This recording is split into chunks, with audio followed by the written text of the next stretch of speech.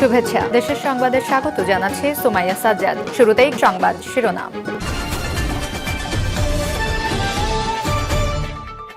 জানিয়ে দিব সবশেষ আপডেট বাংলা সংবাদ। শুরুতেই থাকবে শিরোনাম। স্বৈরাচারের দোসররা অন্তর্বর্তী সরকারকে বিপাকে ফেলতে চাইছে বলেছেন মির্জা ফখরুল ইসলাম আলমগীর। এদিকে গণ অভ্যুত্থানের চেতনা হাইজ্যাক হতে দেওয়া যাবে না, রাজধানীতে বিক্ষোভ সমাবেশে বলেছে সিপিবি। জানিয়ে দেব বিচার বিভাগের দুর্নীতির বিরুদ্ধে জিরো টলারেন্স ঘোষণা প্রধান বিচারপতির। অন্যদিকে খালেদা জিয়ার সঙ্গে সাক্ষাৎ করলেন মুশফিকুল ফজল আনসারি, স্টেট ডিপার্টমেন্টকে অবহিত করা হবে। সবশেষে জানাবো থমথমে পাহাড় ষড়যন্ত্রের গন্ধ, পাহাড় অশান্তকারীদের বিরুদ্ধে কঠোর সরকার, সম্প্রীতি বন্ধন জোরালো করার তাগিদ, রাঙামাটিতে 144 ধারা অব্যাহত চলছে 72 ঘন্টার ধর্মঘট। শুনছিলেন সর্বশেষ আপডেট বাংলা সংবাদগুলোর শিরোনাম, এবারে বিস্তারিত। স্বৈরাচারের দোসররা অন্তর্বর্তী সরকারকে বিপাকে ফেলতে চাইছে অভিযোগ করেছেন মির্জা ফখরুল ইসলাম আলমগীর। অন্তর্বর্তী সরকারের দায়িত্ব নেওয়ার পর নানা ইস্যুতে অস্থিরতা বিচ্ছিন্ন কোনো ঘটনা নয় মন্তব্য করে বিএনপি মহাসচিব মির্জা ফখরুল ইসলাম আলমগীর বলেছেন, পালিয়ে যাওয়া সরকারের দোসররা দেশে অস্থিরতা করে বর্তমান সরকারকে বিপাকে ফেলতে চাইছে। শনিবার 21 সেপ্টেম্বর দুপুরে গুলশানে বিএনপি চেয়ারপারসনের রাজনৈতিক কার্যালয়ে সাংবাদিকদের সাথে মতবিনিময় সভায় এসব কথা বলেন তিনি। মির্জা ফখরুল বলেন, সরকারের গুরুত্বপূর্ণ দপ্তরে এখনো বসে আছে আওয়ামী লীগের দোসররা। ছাত্র জনতা হত্যাকারীদের সরকারের বিভিন্ন স্তরে বসিয়ে রেখে ভালো কিছু সম্ভব না। সরকার যাতে স্বস্তিতে কাজ করতে না পারে তার জন্য একের পর এক ঘটনা ঘটিয়ে চলেছে স্বৈরাচারের দোসররা। সংকট সমাধানে অন্তর্বর্তী সরকারকে রাজনৈতিক দলগুলোর সাথে নিয়মিত আলোচনার আহ্বান জানিয়ে মির্জা ফখরুল ইসলাম আলমগীর বলেন, সংস্কারের বিষয়গুলো দেশের মানুষের প্রত্যাশা থেকে পূরণ করতে রাজনৈতিক দলগুলোর সাথে আলোচনা প্রয়োজন। সংস্কার চাপিয়ে দেওয়া নয়, এটা সবার কাছ থেকে মতামত আসা উচিত। বিরাজনীতিকরণ প্রক্রিয়ার চেষ্টা দেশের জন্য মঙ্গল নয় উল্লেখ করে মির্জা ফখরুল বলেন, সংবিধান পরিবর্তন পরিমার্জন করতে হলে জনগণের মতামতকে প্রাধান্য দিতে হবে, না হয় এ নিয়ে প্রশ্ন উঠবে। নির্বাচন দেরি হলে গণতন্ত্রের জন্য হুমকি, তাতে করে আওয়ামী লীগের লোকজন অপকর্ম করে বিএনপির উপর দায় চাপানোর চেষ্টা করবে বলে মনে করেন বিএনপি মহাসচিব। গণ অভ্যুত্থানের চেতনা হাইজ্যাক হতে দেওয়া যাবে না বলেছে সিপিবি।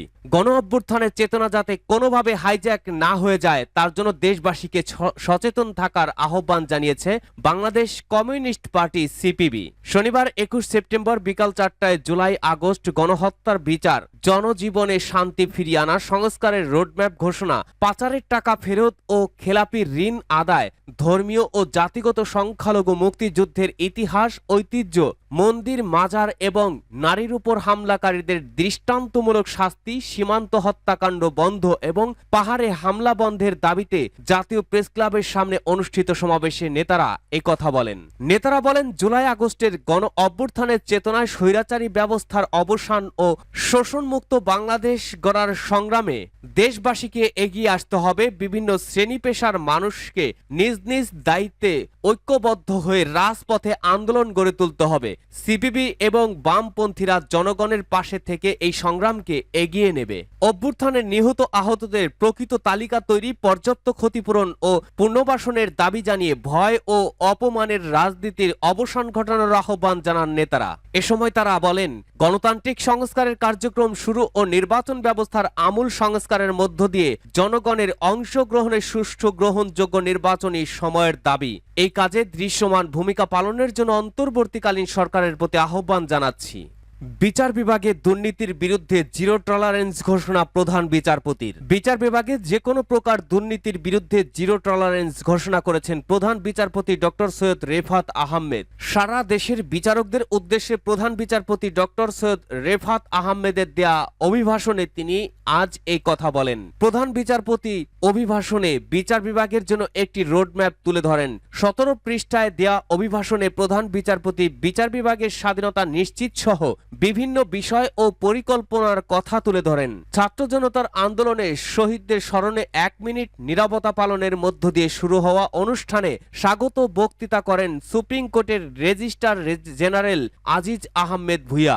বিশেষ অতিথির বক্তৃতা করেন অন্তর্বর্তীকালীন সরকারের আইন উপদেষ্টা ডক্টর অধ্যাপক আসিফ নজরুল ও অ্যাটর্নি জেনারেল মোহাম্মদ আসাদুজ্জামান। প্রধান বিচারপতি শ্রদ্ধার সাথে 2024 সালের গণবিপ্লবে আন্দোলনকারী শহীদ শহীদদের স্মরণ করেন যারা জাতিকে এক নতুন বাংলাদেশ উপহার দিয়েছেন। তিনি বলেন, যতদিন বাংলাদেশের অস্তিত্ব থাকবে ততদিন শহীদ আবু সাইদ, মীর মাহবুবুর রহমান মুগ্ধ, বাবার কোলে নিহত 6 বছরের শিশু রিয়া, গোপ, ওয়াসিম আকরাম সহ ছাত্র জনতার গণ অভ্যুত্থানের সকল শহীদকে এদেশের মানুষ শ্রদ্ধাভরে স্মরণ করবেন। ছাত্র জনতার অভ্যুত্থানে অংশগ্রহণকারী অসংখ্য অকুতোভয় শিক্ষার্থী ও সাধারণ মানুষকে কৃতজ্ঞতা জ্ঞাপন করেন তিনি। প্রধান বিচারপতি বলেন, বাংলাদেশের ইতিহাসের পথ পরিক্রমা পর্যবেক্ষণ করলে দেখতে পাবো বাংলার ইতিহাস মূলত অন্যায়ের বিরুদ্ধে রুখে দাঁড়ানোর ইতিহাস। বাংলার মানুষের লালিত শাশ্বত ন্যায়বোধের চেতনা বিভিন্ন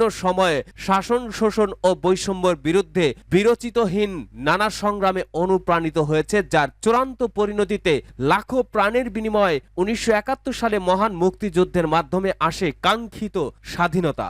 খালেদা জিয়ার সঙ্গে সাংবাদিক মুশফিকুল ফজল আনসারীর সাক্ষাৎ। প্রায় 1 দশক পর বিএনপি চেয়ারপারসন ও সাবেক প্রধানমন্ত্রী খালেদা জিয়ার সঙ্গে সাক্ষাৎ করেছেন সিনিয়র সাংবাদিক মুশফিকুল ফজল আনসারী। শনিবার রাতে রাজধানীর গুলশানে বেগম জিয়ার বাসভবন ফিরোজাতে দেখা করেন তিনি। সর্বশেষ 2015 সালের জানুয়ারিতে খালেদা জিয়ার সঙ্গে তার সাক্ষাৎ হয়। খালেদা জিয়ার সঙ্গে সাক্ষাৎ শেষে মুশফিকুল ফজল আনসারী সাংবাদিকদের বলেন, বেগম খালেদা জিয়া যখন প্রধানমন্ত্রী ছিলেন আমি ওনার সঙ্গেই কাজ করতাম। খালেদা জিয়ার সহকারী প্রেস সচিব ছিলেন তিনি। আমি ব্যক্তিগতভাবে ওনাকে শুভেচ্ছা জানাতে গিয়েছিলাম। উনি অসুস্থ, তারপরেও ওনার মনোবল অনেক শক্ত দেখতে পেয়েছি।